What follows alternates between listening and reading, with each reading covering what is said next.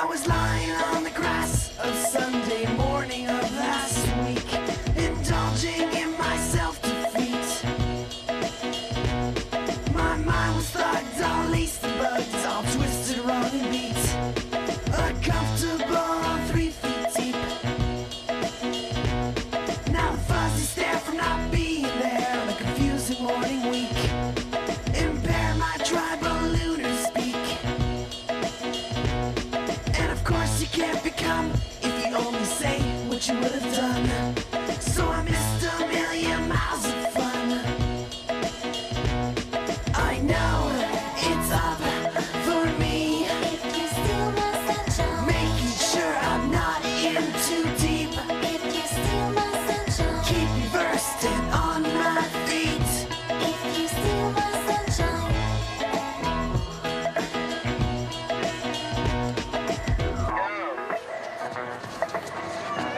What the heck was that? That was a little unfair. I was flying on the bench, sliding in the park across the street. Later that week. My sticky paws were in the making straws out of big fat slurpy treats. An incredible 8-foot heat. Now the funny glare to palely me tearing, staring under heat, involved in unusual feet. And I'm not only a monk, but I invite who I wanna come. So I missed a million miles of fun. I know it's up for me, If you steal my sunshine, making sure I'm not in too deep. if you steal my sunshine, Keep me versed and on my feet. if you steal my sunshine, I know it's done for me, if you steal my sunshine, not some and hard to see. if you steal my sunshine, Keep me dumb and built to beat. if you steal my sunshine, my sunshine, if you steal my sunshine, if you steal my sunshine, if you steal my sunshine, if you steal my sunshine, if you steal my sunshine.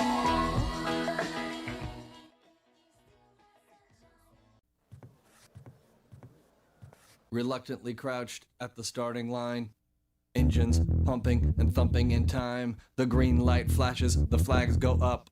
Churning and burning, they yearn for the cup. They deftly maneuver and muscle for rank. Fuel burning fast on an empty tank. Reckless and wild, they pour through the turns. Their prowess is potent and secretly stern. As they speed through the finish, the flags go down. The fans get up and they get out of town. The arena is empty, except for one man still driving and striving as fast as he can. The sun has gone down and the moon has come up. And long ago somebody left with the cup. But he's driving and striving and hugging the turns and thinking of someone for whom he still burns. He's going the distance. He's going for speed. She's all alone in a time of need. Because he's racing and pacing and plotting the course. He's fighting and biting and riding on his horse. He's going the distance.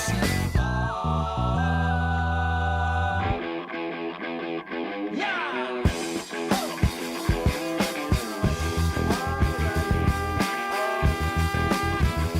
No trophy, no flowers, no flashbulbs, no line. He's haunted by something he cannot define.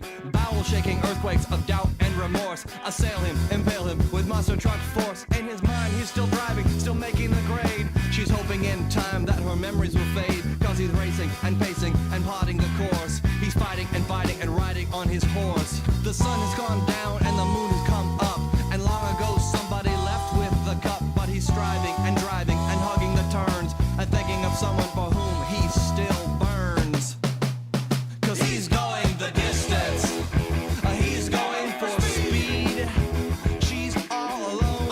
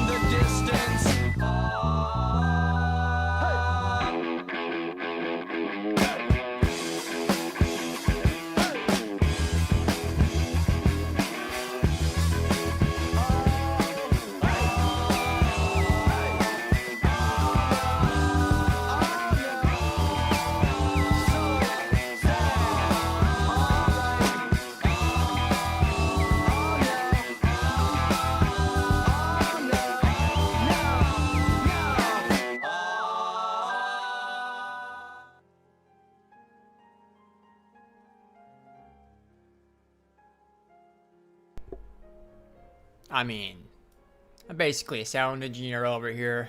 Did you guys catch that fucking transition? Holy.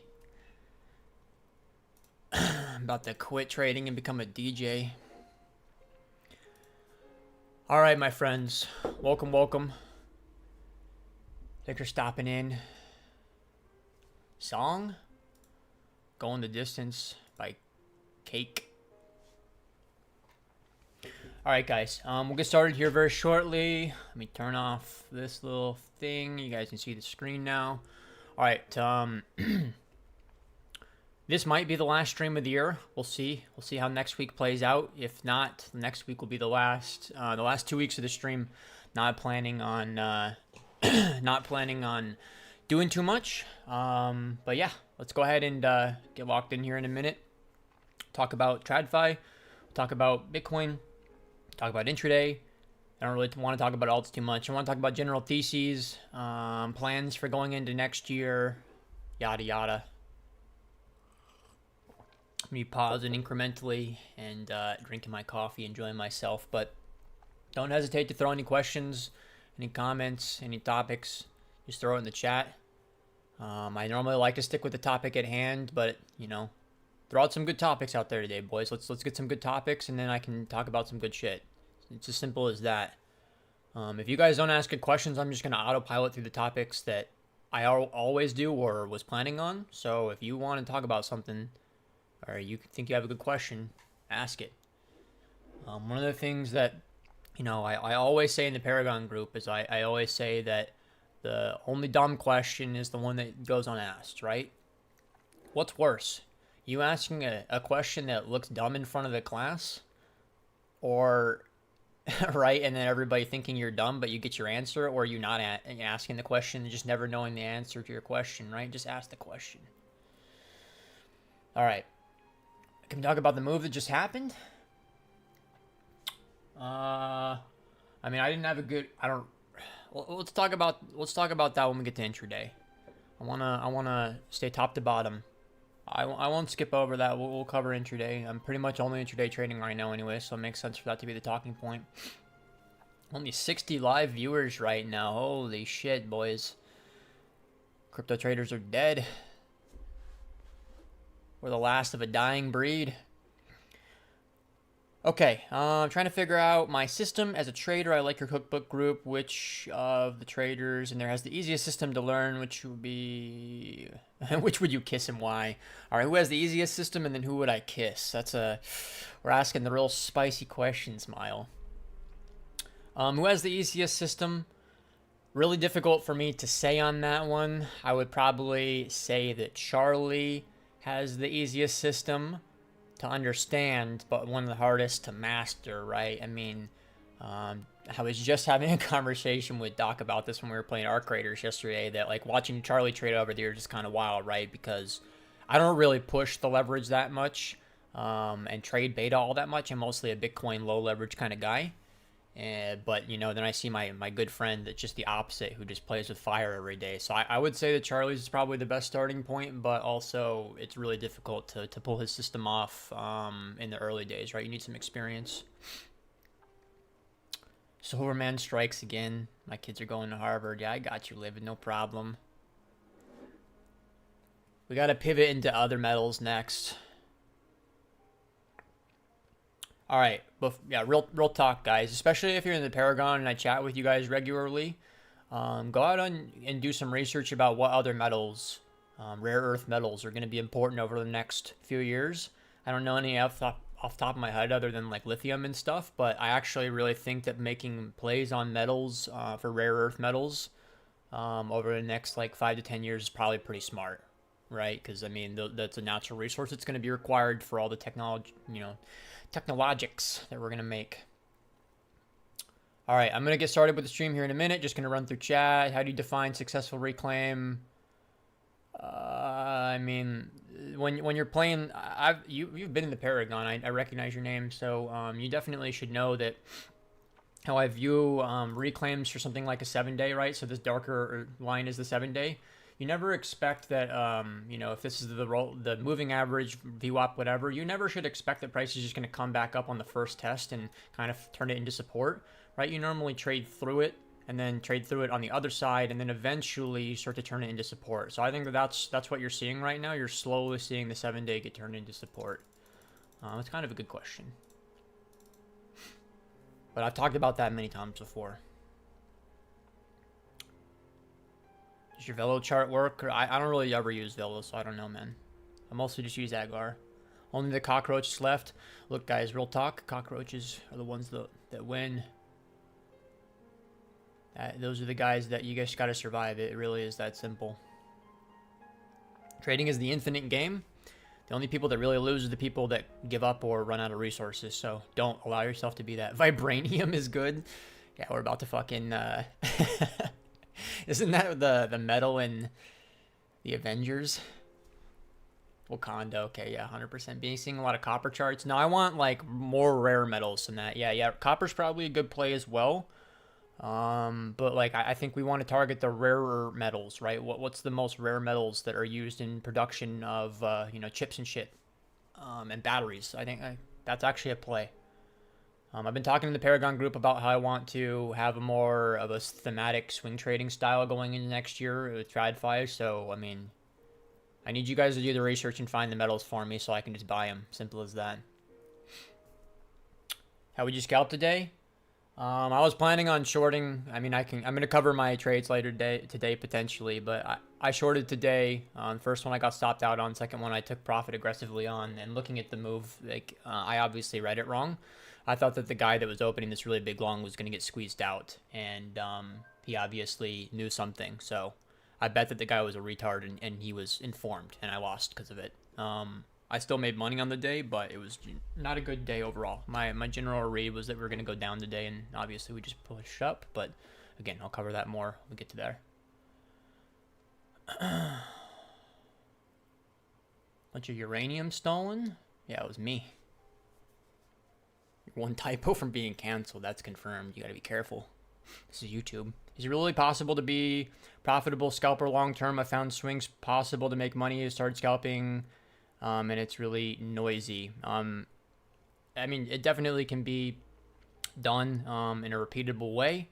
It's all about identifying, what you want to do, and then doing it over and over again. I think the most important thing with intraday and scalping and stuff is discipline. I know that all the boys in the Paragon are seeing this a lot because I've been showing all my, not every trade I take, but I've been showing like 95% of my trades recently in real time. And I know the Paragon bros are seeing that, like, when you have experience, I know right when I'm opening a position, I know if it's a good trade or a bad trade, and I normally size accordingly, right? So I am very confident that you can be consistent with intraday and scalp. It just really comes down to having a system that you trust, which I definitely do, and then being disciplined, because the worst thing you can do is just taking the subpar trades is the reason why people really struggle with lower time frame stuff. You get lost in the noise and don't patiently wait for your grade A setup to come, and then you lose all your money before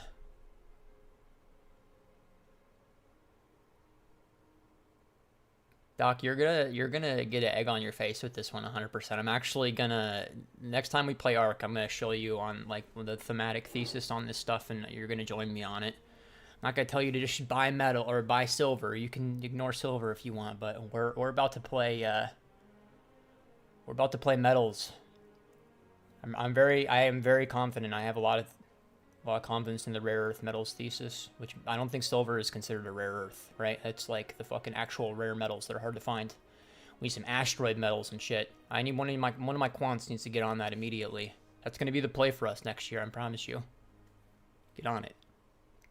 All right, let me run through the rest of the chat, and I'm gonna get started really soon. You guys are just yapping. That's why I haven't started yet. Yeah. We're talking about metals. You should have just submitted as soon as I started shilling you on it. You should have just submitted. Can you speak to some of the end of year routines and specifics you look at when refining trading?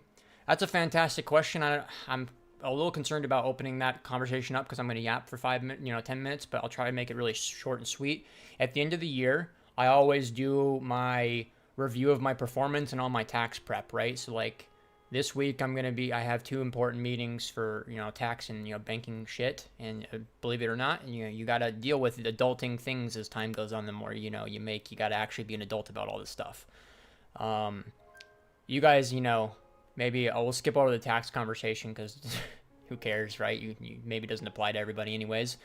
The review though, right? So I'm not gonna lie, I'm too lazy to do like monthly reviews and stuff these days. I've been trading for way too long to do that, but I'm still very, very regimented about doing my end of year review.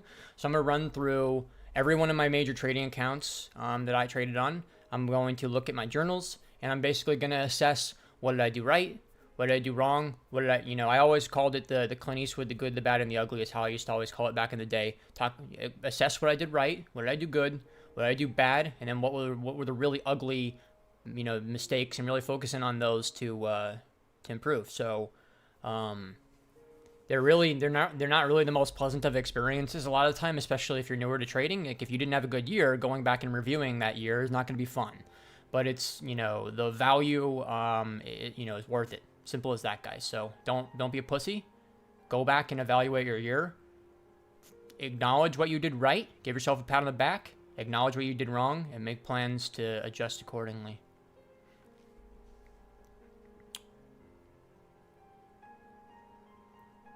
Did you know he was long? He's definitely was long, bro. Right here? Or where was it? This one. I mean, it's not really a question, right? You know? Wasn't talking about any of this. This is all shorts losing. I'll break this down in detail when we get to that part in the stream. It's my first losing day in a while, though. Chili Magus Metals is a lose-lose situation. How do you come to that? You show me a bad metal and I'll remember it forever, 100%. Anytime you guys come in here and drop a bad altcoin ticker, that's a strike against your account forever. Understanding the liquidity is the most important for scalping? No. It's a relationship between maker and taker, so it's really just most important things with intraday and scalp are going to be understanding like what does momentum look like? Should you be trading momentum or reversion? And then who's in control, right? Like, so is it a balanced day or an imbalanced day? You know, what's the slope of the VWAPs looking like? And then who's in control? Bulls or bears? Normally, my read about who's in control was pretty spot on. Today was the first time in a while where I got that read wrong. Okay, taking 2 trades this past week.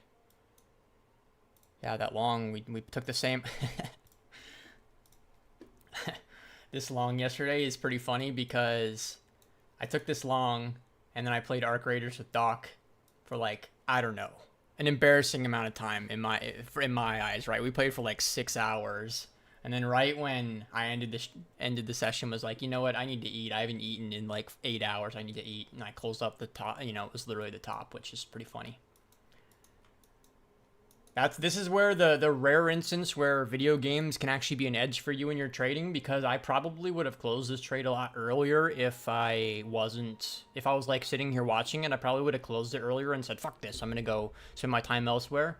But it was just on a monitor that was black, and you know I had the monitor turned off and I was just playing Arc Raiders, so probably not the best advice, but also genuinely sometimes AFKing and playing games can help you. All right, let me roll through chat. You guys got to stop yapping if you want me to. If you already traded the position today, I took 2 shorts. One was a win, one was a loss. One was like a baby win. But I went really hard on this one as a revenge trade, and it didn't work. I managed it in real time and called in the Paragon as I took profit. But, I mean, when we review this, it'll be a pretty clear lesson around how the idea that, like, if you execute well, you can be wrong and, you know, not necessarily lose money, which is just really key, right? If a lot of your positions are getting opened and you're underwater immediately, there's probably something wrong.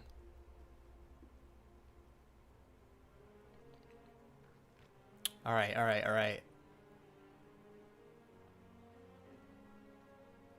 Copper, aluminum, gold, palladium. Yeah, I heard palladium is probably a good play.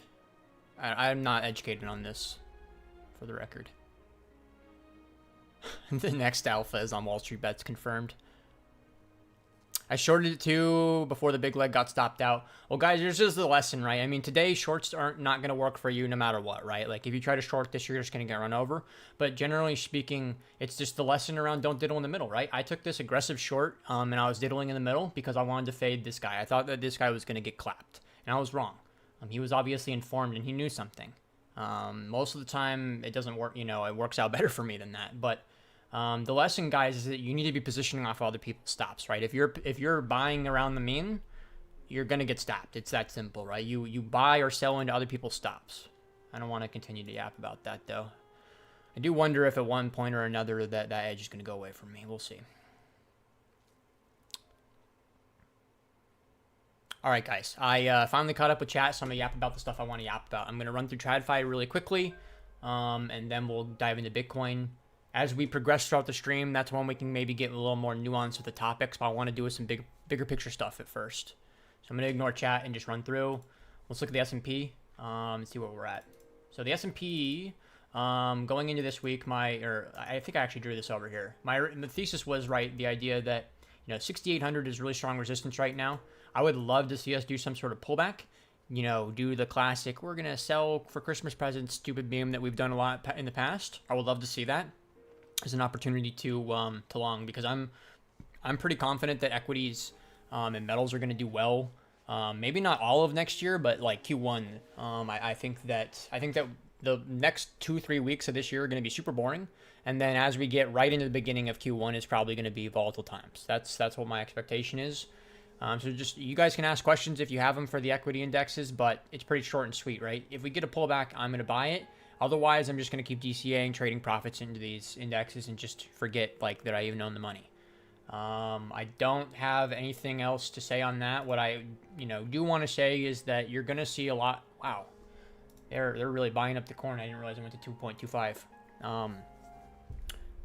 Going into next year, for the record, there's no part of me that wants to abandon my Bitcoin trading. Like as you guys have seen over the past several years, I really don't trade alts that much anyways, but I'm not going to abandon my Bitcoin trading because it still works really well for me, but I want to have a return to positional swing trading that I used to do, right? I used to swing trade altcoins all the time, and that we haven't had that kind of opportunity, that kind of regime in a long time. So I want to pivot to TradFi for that, right? So going into next year, my goal is to go back to my roots, because swing trading, like tech stocks and stuff, is actually where I got my start with markets.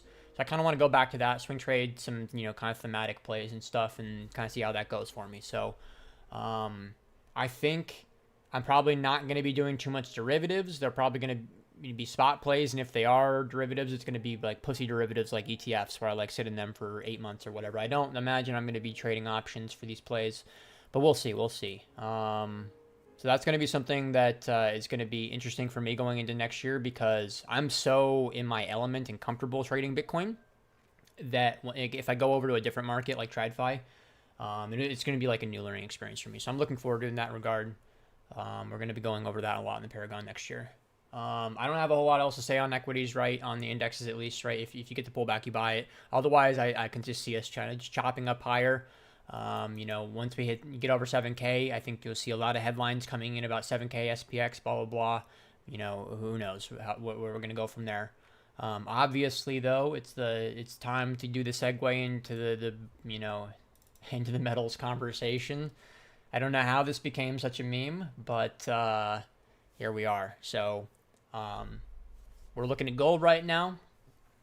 Been bullish on gold ever since 3,600 when the trend started. I don't own any of this. All my positioning is in silver. It's basically the leveraged gold play. Thesis is metals are going to keep going higher, right? I don't see any reason why these trends are going to go away anytime soon. So next year, I'm pretty sure you're going to see all-time highs continue to be printed on gold. And if you do get a pullback, right, the technical pullback is in the direction of 4K. So if you were to see equities puke a lot, maybe metals would fall alongside that, puke into 4K. You want to buy that if you get that opportunity. I've wanted to start a gold bag for a long time now and just never really got around to it. At the beginning of this trend, I felt like a real asshole being in silver, but now silver's grossly outperformed it, so I'm feeling pretty good about this. We'll go ahead and talk about silver a little bit.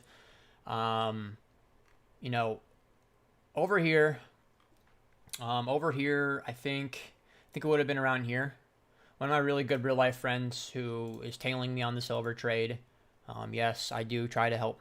Like my good real life friends, I do try to normally have them tail me on the trades that I am confident on. And he was asking me if he should sell his silver over here, and I, said like no, like, if you, it's the Chad asset lesson that I've taught over and over again, right? If maybe I sell my silver one day if I want to buy a house or buy something with it, right? But am I ever gonna do you sell silver spots to take profit on it? Like no, right? You don't take profit on it once it starts to pull back. You just be patient, let it do its thing. So I think that I think we kind of already went through a big profit taking stage on metals. I wanted to see us pull back as an opportunity to maybe send, to call a trade, even though I wasn't gonna add to it myself. But yeah, it's obviously trading off into ridiculous levels now. And once you get into price discovery, it's all fucking fugazi. I'm going to tell you guys, oh, it's going to 64 next, and then it's pulling back to 56. Like, I'm not going to LARP about some shit like that. It's just, if you're blessed with a dip on these assets, you buy them. Earlier in the video, I did a little bit of a rant about the idea of investing in alternative metals. So I don't think that you would consider... I'm not a fucking, Webster's dictionary over here. I don't know if you would consider gold and silver to be rare earth metals. I don't think so. I think that stuff, the stuff that's actually required for making chips and batteries is probably what you consider rare earth. Shit that comes from meteors and whatever. I really am pretty confident that that's going to be the next big play going, why are gold and silver getting bid up? I think it's just a combination of an inflation play, tied into the fact that all these large institutions, nation states aren't buying U.S. debt the way they were, right? But I think that the thesis for the rare earth metals is different because, like they should make money, they should go up from inflation too, but I think that those metals are really going to be driven up by demand, right?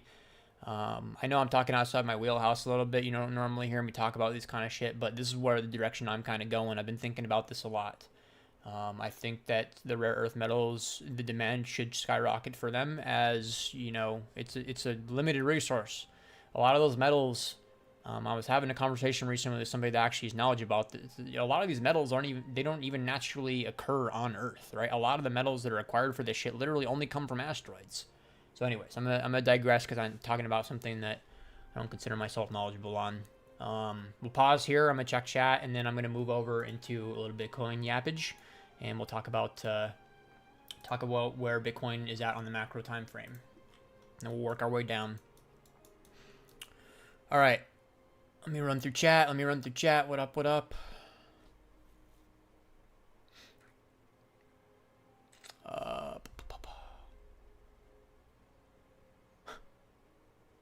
How did you know to close that second short? I took the same short, but I got stopped. It was just kind of a gut feeling thing. I came in with that second short, and I was really, really big on it. I was oversized by like twice as big as I normally would short.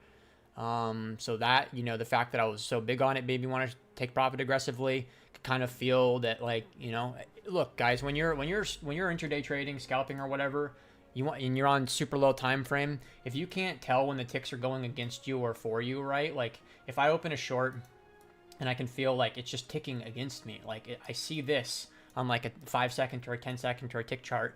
If it's doing this stuff against me, I'm probably wrong. It really is that simple, right? So if you should feel who's in control on the microstructure when you're in these positions. It's easier to see who's in control when you're in position because you feel the emotions, accordingly, right? If I'm long or I'm short, right, and I see it ticking in my favor or ticking against me, right, like that, you're gonna feel that strength or weakness.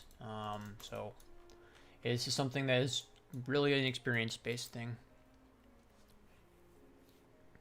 To give trade signals in Paragon, 100%. I mean, it's not the purpose of the group trying to teach people and not just have you copy, but I've found that over time, showing the trades, showing the trade preparation and showing the trades live is the best way for people to learn.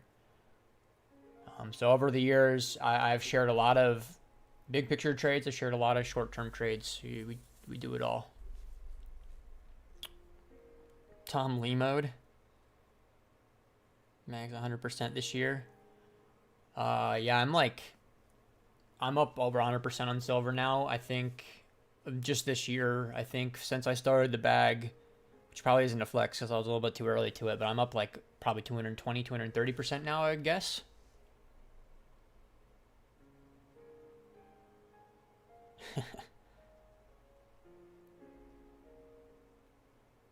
Talking like Neil deGrasse Tyson. Are Paragon indicators included with membership, or is that separate? Yeah, they're included. You can buy them separate or they're included. It's up to you. Livid, talk to me about that stuff in the group.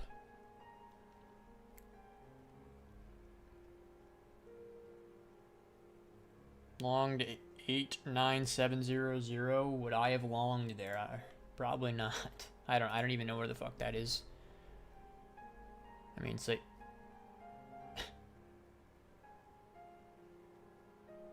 you're saying you longed here, right?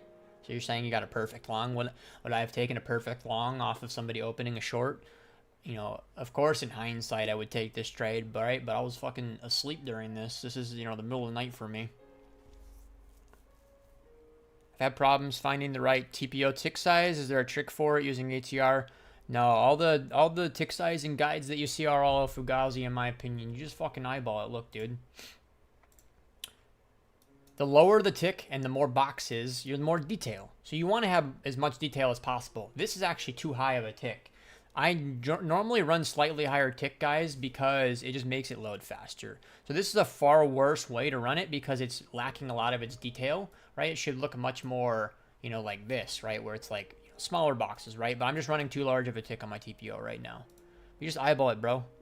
You want to run it as many ticks as possible while still being able to read it, right? If your chart looks like this, right, where it's not loading, well, it's too low of a tick, right? Then you need to increase the tick until you can see it. But run as low as possible. That is the strat. Simple as that.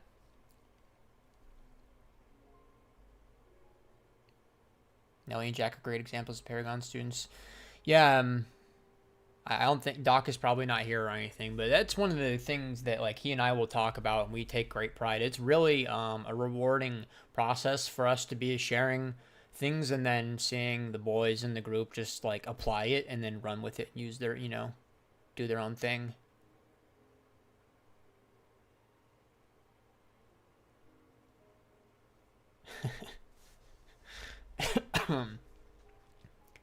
Eyeball gang. Yeah, we eyeball stuff.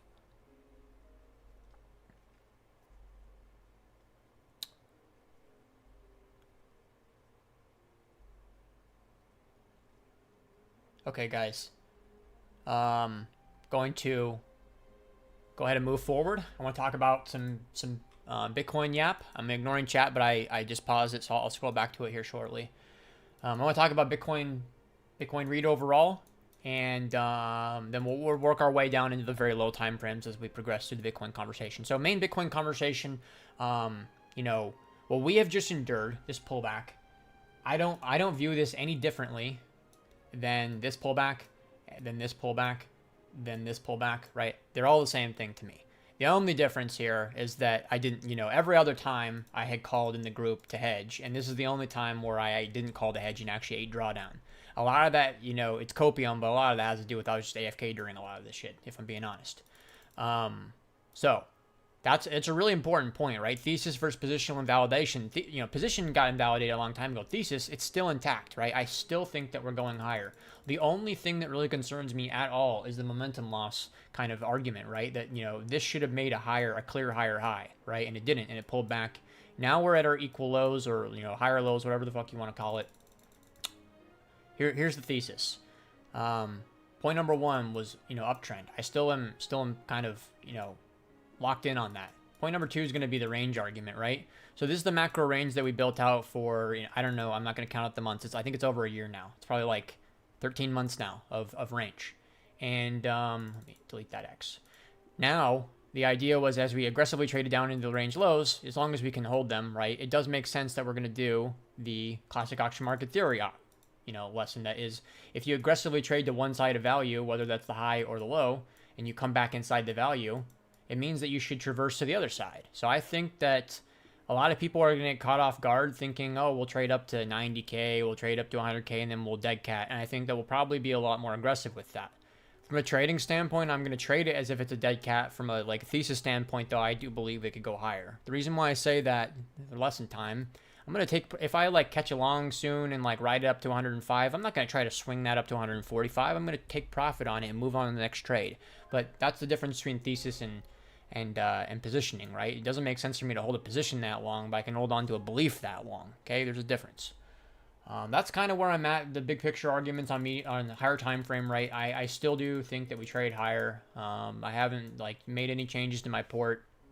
I think if bulls can get over, one of the lines in the sand was 92K, which this is the first time that I think that we probably are breaking over it. So you're probably seeing this live in real time right now. We are probably breaking out from this range. We built out this range. I'll show it to you here in a minute anyways, but we built out this range for 2.5, 3 weeks, and I think that we're probably breaking out to the upside on it right now. I said if we got over 92K again, that would be the breakout, and that's what we're seeing. So if there's any questions on the macro on Bitcoin, definitely let me know. I'm going to run through my charts to make sure there's no other doodles that are worth mentioning. I think we probably just have naked charts for the most part. Okay. Yeah, so I think that's pretty much it on this, right?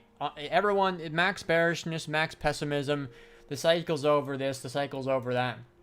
I've traded a bunch of trends on Bitcoin, and I have successfully traded the tops on Bitcoin before too, right? Many times within the trend that we traded, and then even from a cycle standpoint.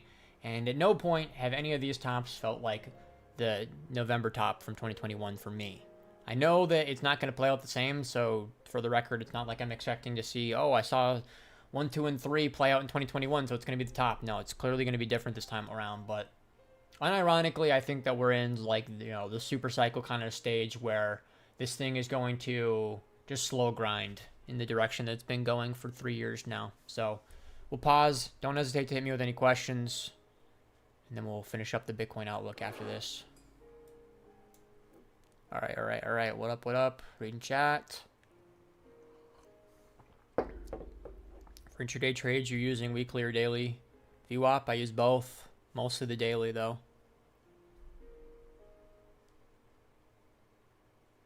If you close whenever price ticks against you, you suppose you get back.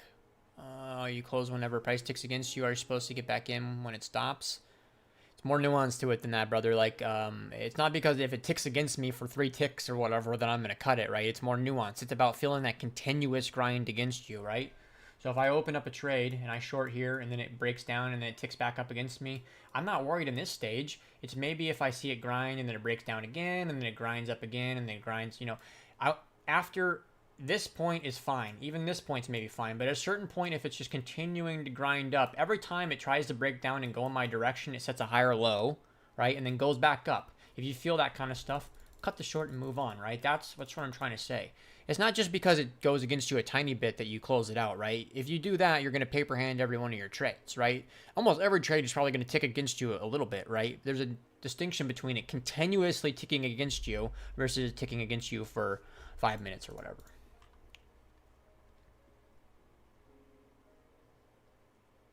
Only when Doc and Mag take the same order flow setup as you, and 3 of us hold hands and lose together.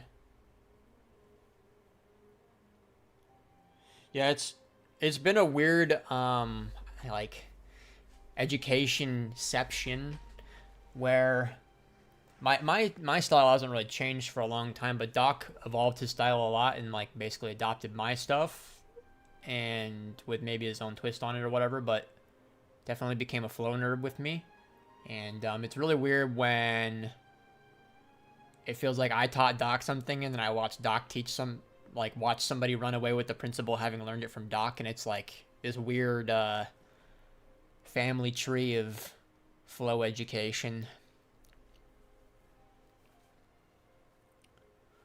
All right. Are we not at major resistance right now? Of course we are, but people will call 94K resistance. I'll discuss that in a minute here, brother. Let me get to medium time frame. When do you come online? Normally about 2 or 3 hours before New York session. Does it make sense to range in the volume void around from 100 to 85-ish to form a bottom? I think that we're already doing that. We've already kind of done that range. That's what this is. Right in front of you. So the range, it didn't even really range. I thought it would like range and go sideways and do more of a momentum loss pattern. But ever since the 80K lows, guys, it's triangling up, right? Compressing into the highs and then making higher lows over and over. It's very much triangling up right now. Like I think that we're going to keep going higher. I'll run through medium time frame setups and plans here in a minute. Let me run through chat. We'll do that.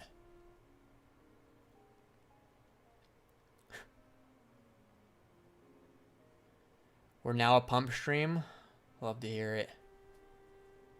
Thanks, Nelly. BTC Dom rollover. I don't really pay attention all season and ETH before. All right, man. All right. What a legendary troll this guy is.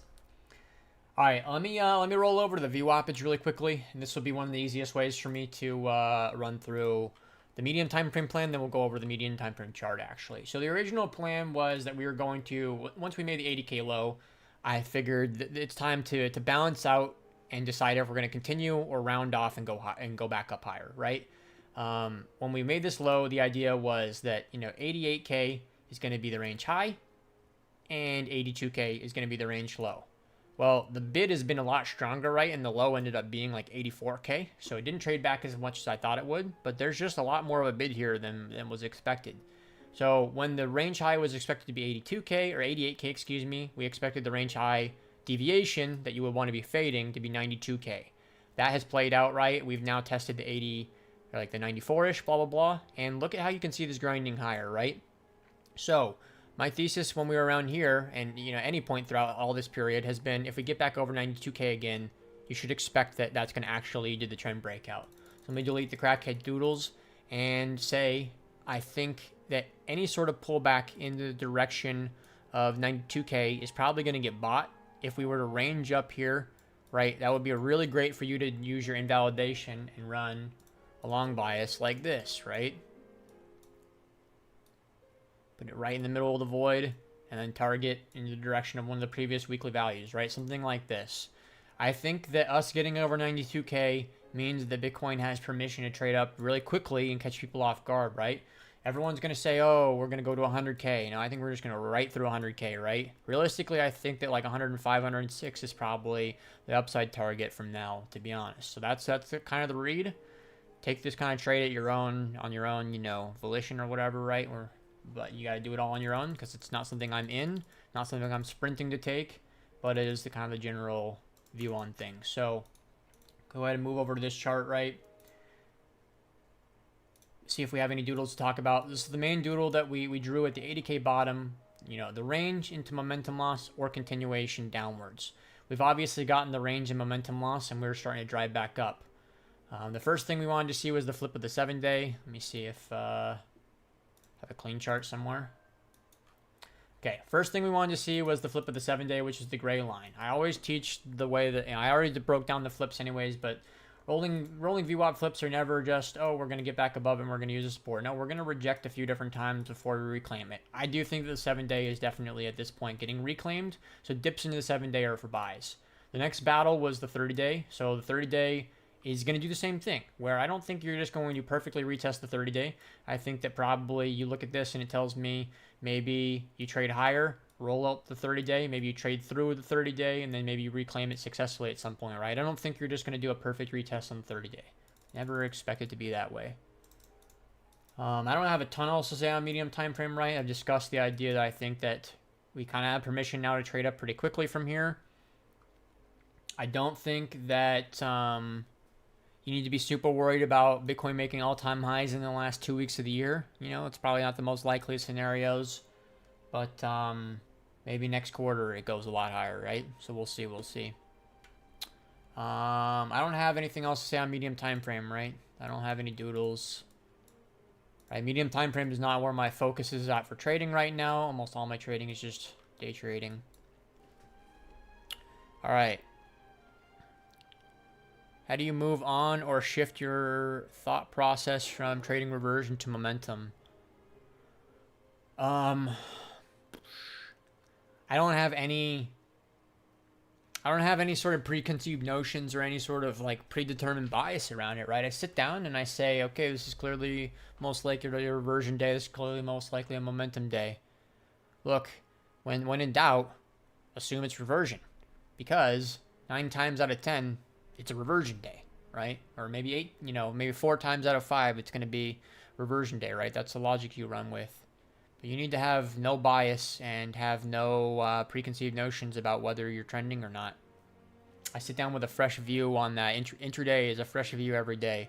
Higher time frame, that's a different story. That's more of a compounding view where I thought this today, then I think this tomorrow, and blah, blah, blah, and kind of move on and adapt slowly. But, volatility ebbs and flows. Sometimes it's high, sometimes it's low. When volatility picks up and ramps up a lot, what is the safe assumption? That volatility is about to drop off. What does volatility picking up and dropping off look like in terms of price action? It looks like an explosive move into a range. Vol picking up, vol, right? And then vol dropping off. That is the framework you should like. So this is the perpetual ebb and flow of volatility that you should expect. Now the caveat here, I should throw in for educational purposes, when you get to the lows of volatility, never try to anticipate going from low vol to high vol. Going from high vol to low vol, I can do with a high degree of precision. I can tell you that. Going from low vol to high vol is a 50-50 at best.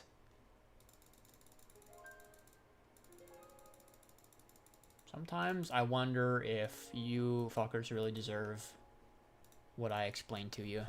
Who knows?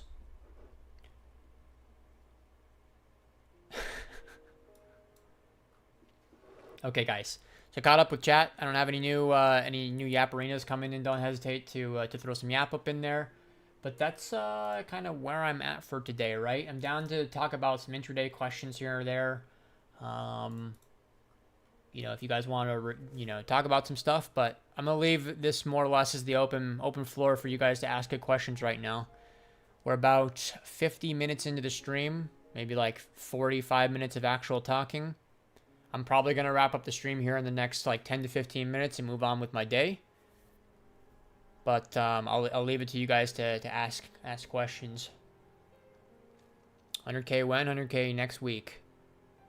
Are you any altcoins? No. I mean, I have like a little bit of ETH, a little bit of Solana, a little bit of Doge, but they're all really, really small positions. They're not meaningful, right? My meaningful holds are, like TradFi shit and Bitcoin. That's pretty much it.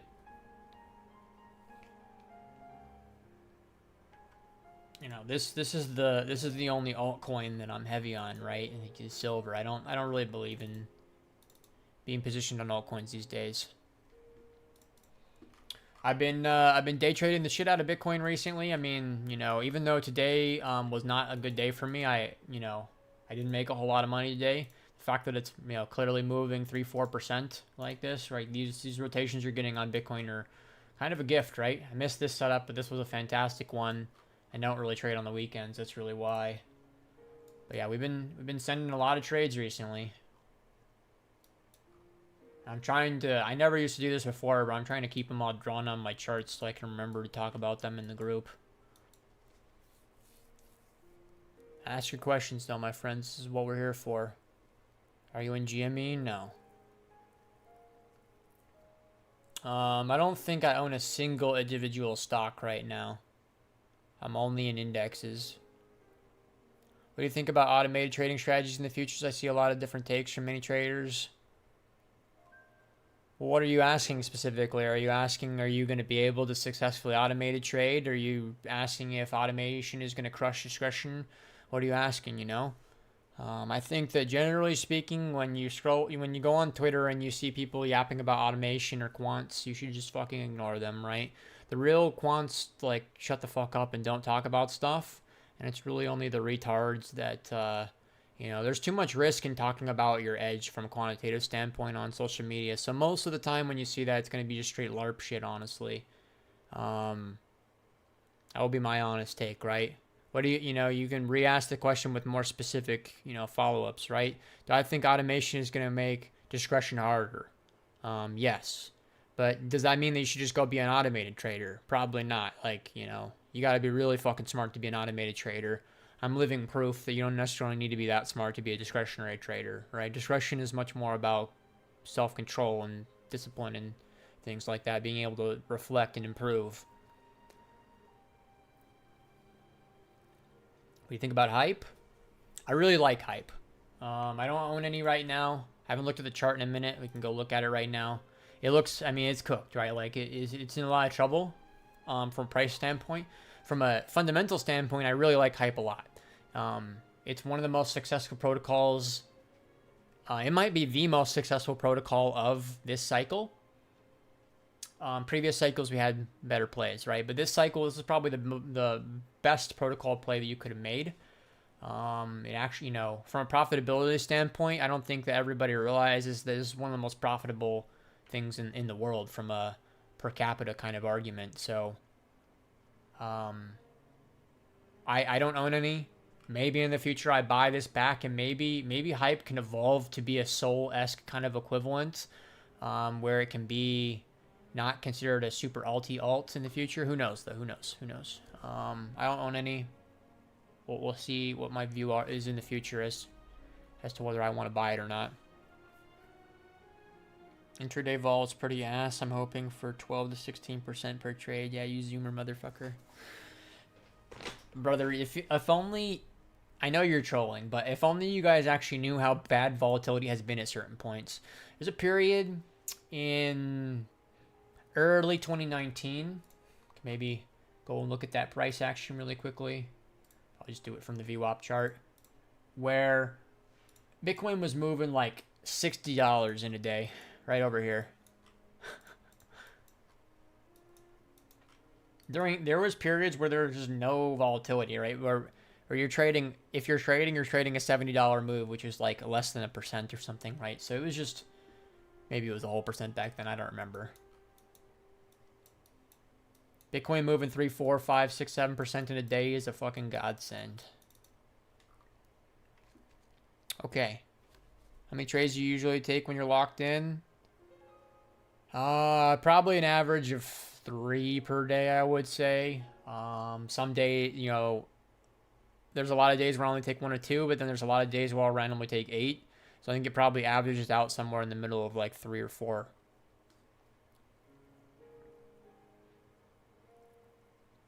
Do you have eye fatigue alpha for staring at screens? Yeah, turn dark mode on for 1. Don't be a light screen Larry. Because light screen Larry is going to be fucking blind in 5 years, right? Actually go outside and use your eyeballs in the sunlight. That'll probably help a lot, right? Don't stare, don't be a Yakindar where your eyeballs are 3 inches from your screen. Get up and move around a lot, right? Don't be the guy that actually, just because you trade for 12 hours doesn't mean you have to sit in your fucking chair for 12 hours, right? Get up and move your ass around. How did you choose to stick with volume analysis to start of your path? Likely no other types.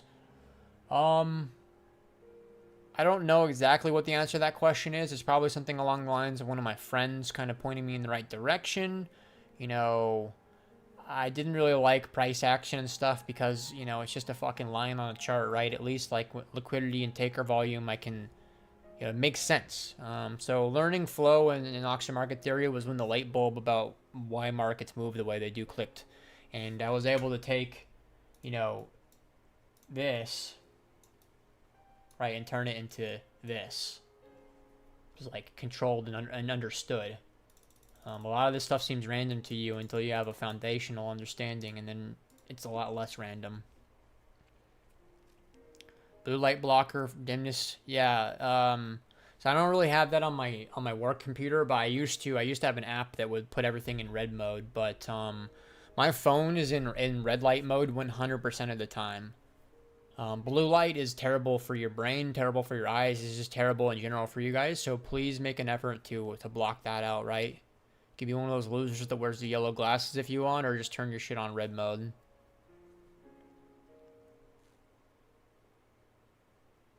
Oscillators with volume profile has been pretty clean. The volatility has been just right. I'm glad to hear that for you, brother. Doge flips 17. It's pretty good, no? Probably. I don't know. I haven't really been paying that much attention to alts. Yeah, I mean, I would say the...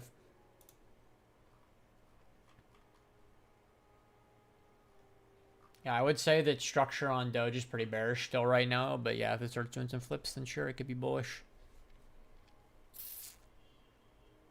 Do you use Binance Spot for TV analysis? I use Binance Spot on some things and Binance Perps on other. Mostly I use Perps. I use Spot for my VWAPs though, I do believe, yeah.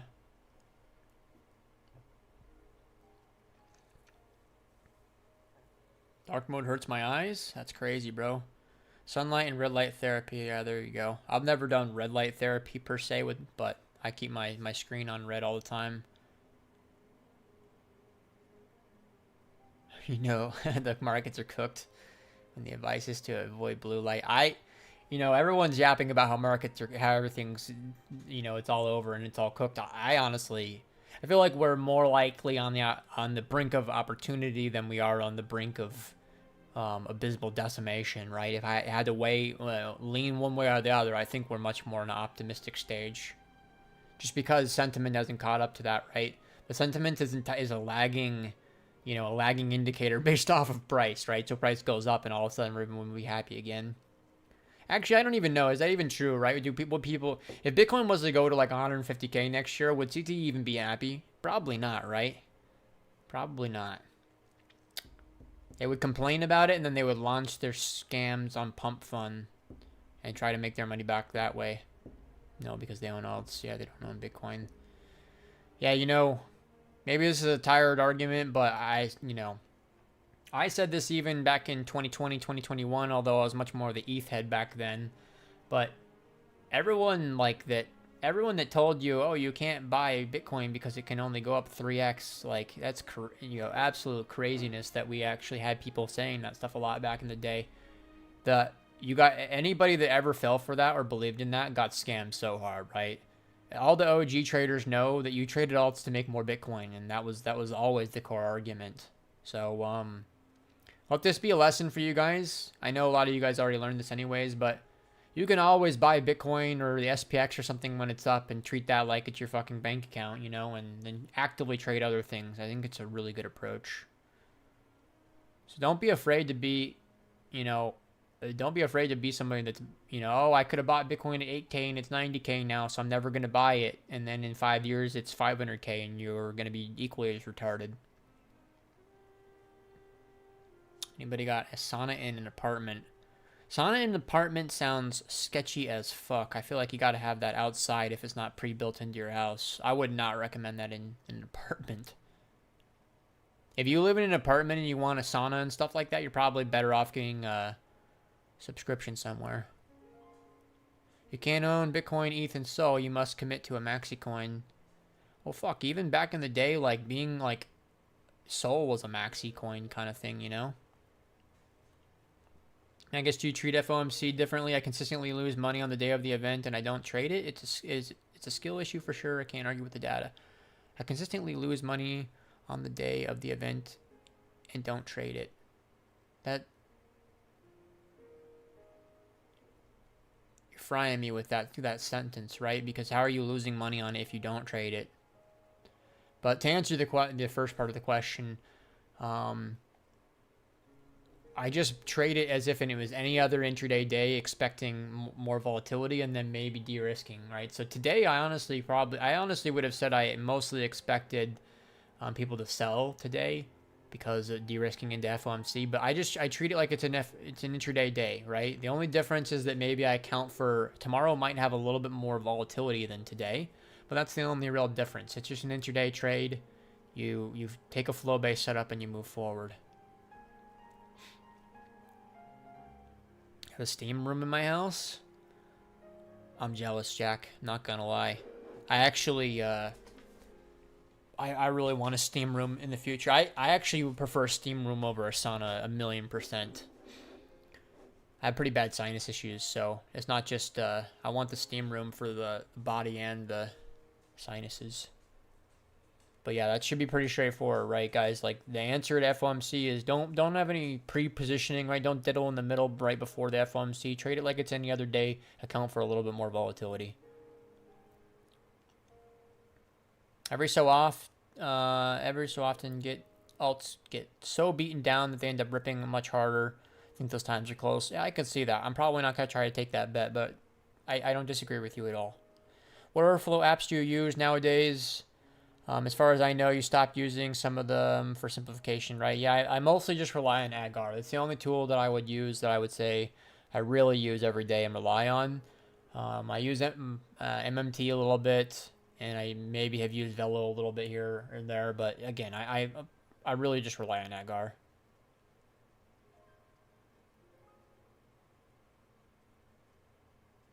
I have in the past, rather. Okay, I got you, Mecca. Are we front running FOMC? I don't think so. But who knows, right? Like clearly this guy on Binance, like he knew something, right? Like this was a really dumb long to open, right? Where the fuck was it? Am I tripping? Go to 1 minute so I know I can find it over here somewhere. Right here.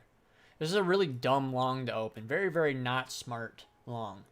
But he clearly was informed. He knew something. I'm not paying attention to the news headlines. Maybe something has come out according to this. I don't know.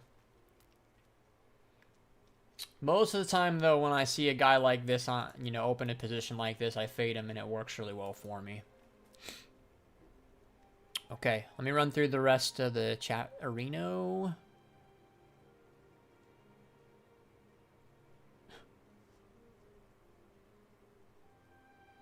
Everything is a skill issue, Livid, you fucking retarded Zoomer. I love you, bro, but you're retarded. I have sinus issues from living in fucked up, third world countries where I was breathing in dog shit pollution for fucking months at a time.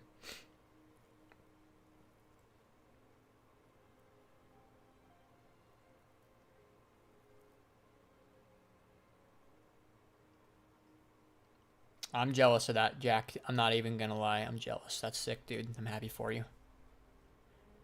Kiwis in Asana? What's up with kiwis? Is it like it's like the zinc in kiwis or something, huh? You guys are fucking nerds. What did he know? I don't know, man. He knew the price is gonna go up. That's Baron right there. That's Baron and the boys. New Fed chair's been saying a ton of super bullish shit all day. Okay, there you go. Are equities trading up too? Not really. Equities are pretty neutral on the day. Help my sinuses a lot of steps. And that clearly can't be my issue though, because I get in a lot of steps. Right? I run every day and I walk my dog every day. Plus I try not to sit at my computer that much unless I'm gaming or trading, so I don't think it's a steps issue for me. I know what it is. I need to have one of those. I need to have a surgery where they go in, they put these balloons deep in your sinuses, and then they inflate the balloons, and it opens your sinuses up. I know 100% what I need to do. It's because my dad just had the same surgery, and I don't want to do it because you have a bloody nose for like weeks afterwards.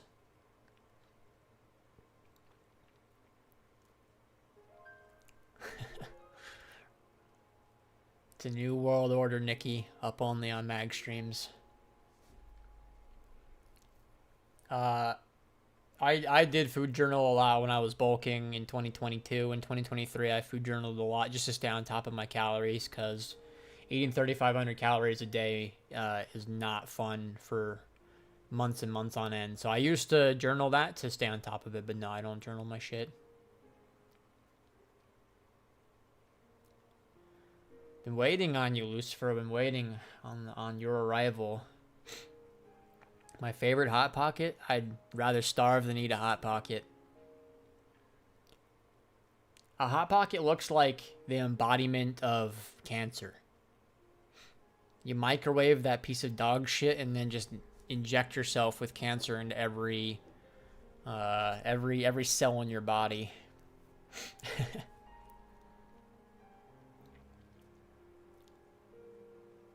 Damn, 350 or 3,500 calories. How big are you? I'm pretty skinny right now compared to what I was, but I did a big health change for myself after this run up.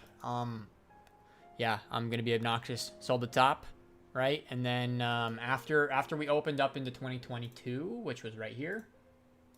So we had already kind of drew down a lot on the market, right? And kind of knew we were going into a bear market.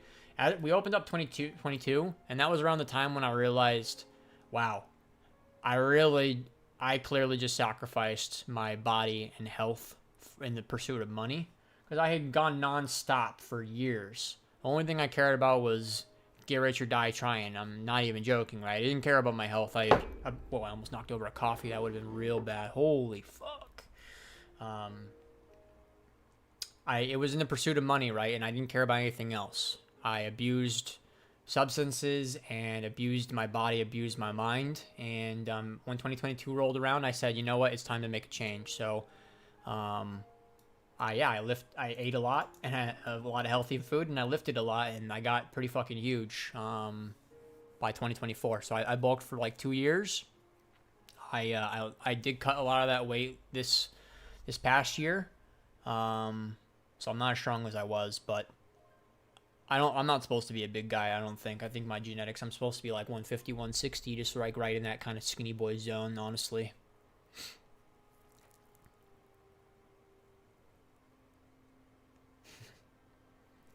I was expecting lower than motherfucker did this. What is this? I took the same trade as your first setup and then lost more on the short. How do you manage the shitty feeling?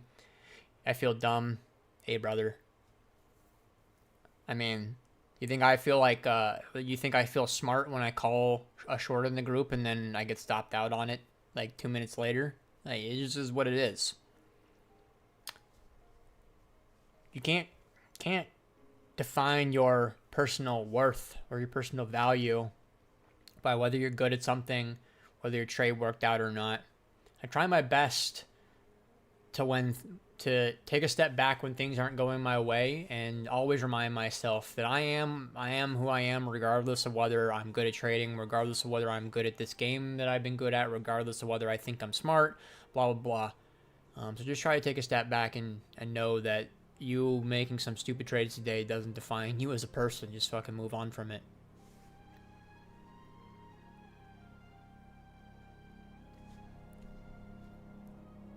Pizza Hot Pockets. Maybe, yeah, it's acceptable when you were a child. I'll let that slide, Nikki. I'll let that slide. A lot of people have gone on a diet since October 10th. That math is mathin'. You know, on the 10-10 thing, I really just don't understand why these people just sit in perpetual trades like that. Like, why are you always leveraged long on alts, you know? I'm not saying that they deserved it per se, but I've been annihilated by liquidation events before, so it just is what it is, right? A huge part of your approach if you want to survive in crypto is don't get forced out on the liquidations, right? That's can be one of your edges. How many hours a day do you trade? It ranges a lot, right? A day where I don't trade, like I want to trade and I don't, is maybe 2 hours of work. Maybe, yesterday is a weird example where I sat in this trade for like hours, but I didn't really actively manage it. So I don't really consider myself trading because I was playing Arc Raiders the whole time. I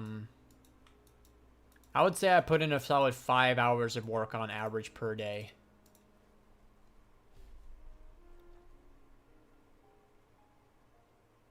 Currently 4'11", 155.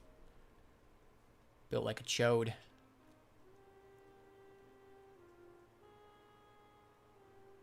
Bulking is a synonym for getting fat without being ashamed to admit it. At no point at any point in my life could you have ever called me fat, so.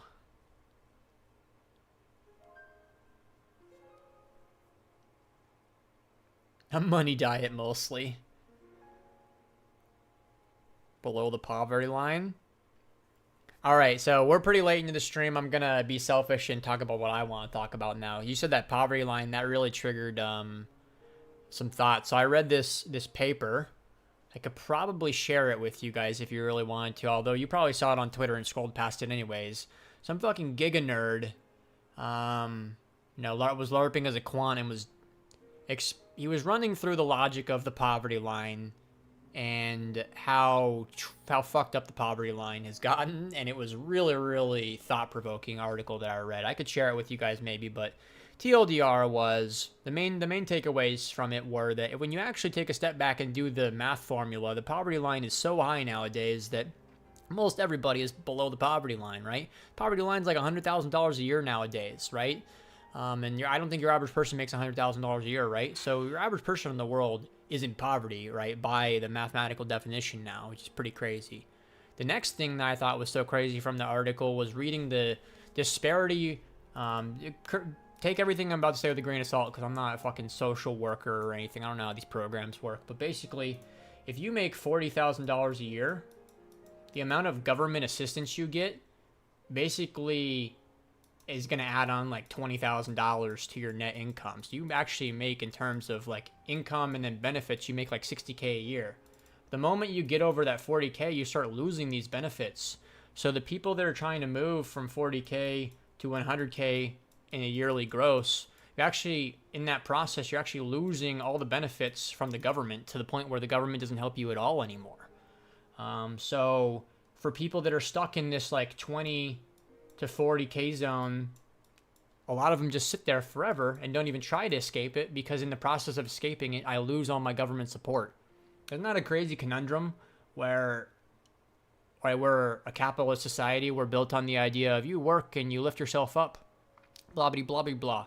But then people that are actually stuck in the shitter zones are de-incentivized to do that because if I make $10,000 extra next year and move from 40 to 50, now my healthcare costs a lot more, right?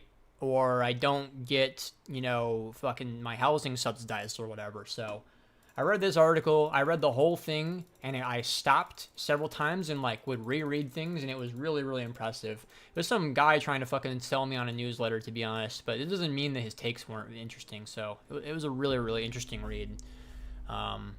Everyone kind of knows that the poverty line is a lot higher than we kind of say it is, right? We say the poverty line's like 30K or 40K, right? But we know it's above that, right? But the whole difference in how hard it is to move up from 40K to 100K and then lose all your incentive, like lose all your add-ons, right? All your subsidies, that really changed my perspective. I've never had any sort of subsidized, I've never gotten like money from the government in any way, right? So I had never like thought about that stuff beforehand, right? But it was really eye-opening for me that like a lot of people survive off that shit and they're basically not incentivized to work any harder. Very, very strange setup that we've got here. I think it's pretty oxymoronic to the whole capitalist agenda.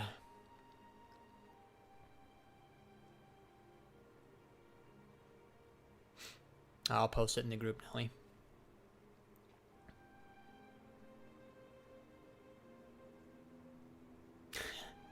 I got the boys all riled up. The thing we're talking about is the USA problem, but we have a similar problem once you get... It is 100% a US problem, though, I'm talking about. But I would imagine that a lot of, like, Western capitalist countries have some version of the same type of problems. Because most, for whatever reason, right, I mean, most of these capitalist societies are supported by a lot of subsidies from the government. Only oil and gas winter.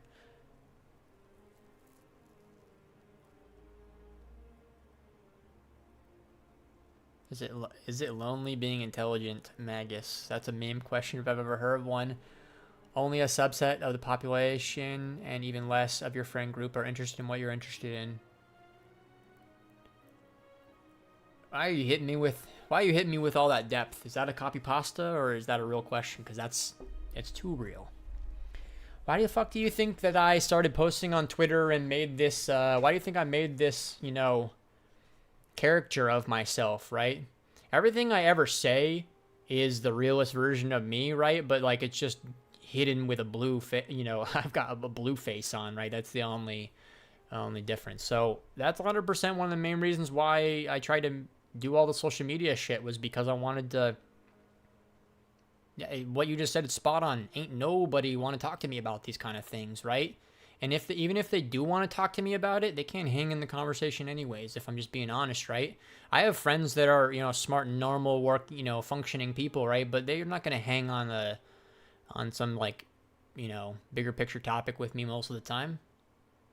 So, yeah, that's the answer to your question. That's why I made social media stuff. That's why I made the Paragon. That's why I do all this stuff, because it gives me a place to have those conversations.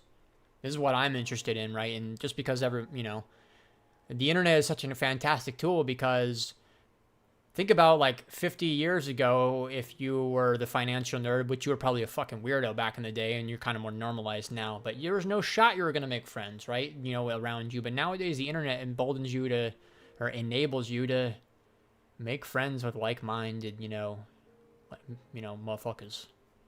Anyways, that's a good question. I think you're kind of trolling with it, but I know you're also serious at the same time. All right, give me 1 second. I'll share the article in the chat. It's in one of my personal Discords, though, so I don't want to... Oh...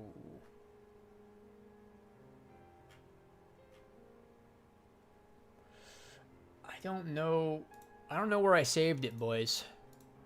I'm gonna have to look for it. I deleted it out of that Discord, apparently. I'll find it and share it.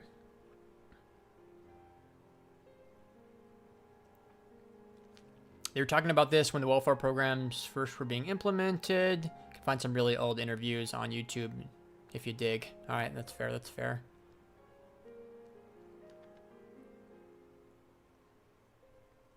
All right. So per what we were just talking about, and per you saying as a fellow intelligent person, you guys take everything I say with a grain of salt. That's fine if you want to tell me, if you want to ignore this. But it's probably not that good in life to view yourself as being smart. At least don't say it. I think. I don't think it helps you in any way. I think it actually hurts you in a lot of ways, right? It puts a lot of pressure on you to follow up with that. Look, guys.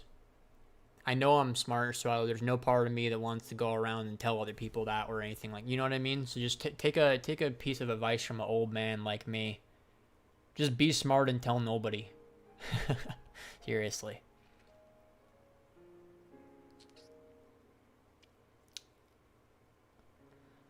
All right, my bros. I think that's gonna do it. We yapped about some good topics today. Hopefully you learned something or had a laugh. But yeah, that's gonna do it for me. I've got some stuff I need to follow up on. Potentially, I'll see you guys next week. If I don't, then thanks for hanging out with me this year, and I'll see you next year. But have a good one out there, and I'll see the bros in the Paragon. Cheers.